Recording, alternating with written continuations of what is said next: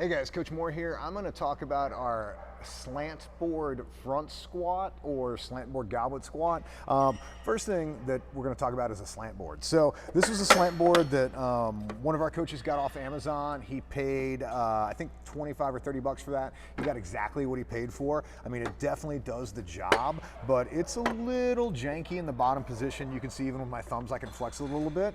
We've been using it pretty well and haven't had any issues, but it's definitely not as stable as you would like it to be. So I will say you could spend $25 on this, but you're gonna get exactly what you paid for.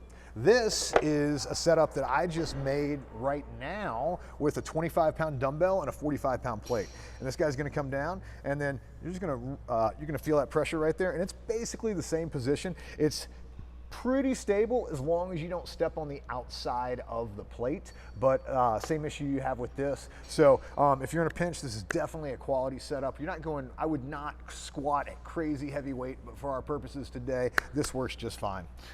Then Rogue sells injection molded plastic slant boards that are ribbed for $35. So if you want to spend $10 more, I would just go to Rogue and buy one of these sumbitches that is not going to move on you in any way, shape, or form. So talking about our slant board, our goblet squat, what we're going to try to do here is basically position ourselves on the slant board.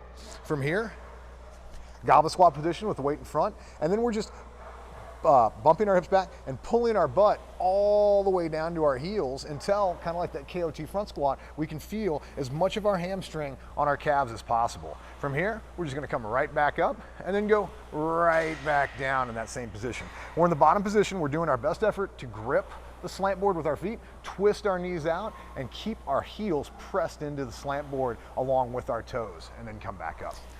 So you'll notice, loaded versus unloaded, I'm still able to get in a pretty good position, but the loading in my chest actually counterweights me a little bit and allows me to sit up with my chest a little bit higher and have a little bit more of a flat back. But the ultimate goal here is keeping your back as flat as possible. What we don't want to see is a position like this in this guy. So again, trying to pull that butt as much to your heels as possible.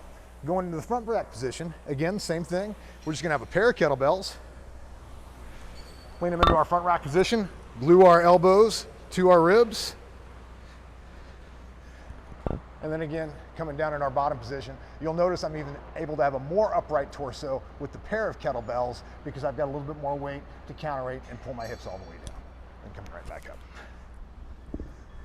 That's gonna be our slant board goblet squat or front squat.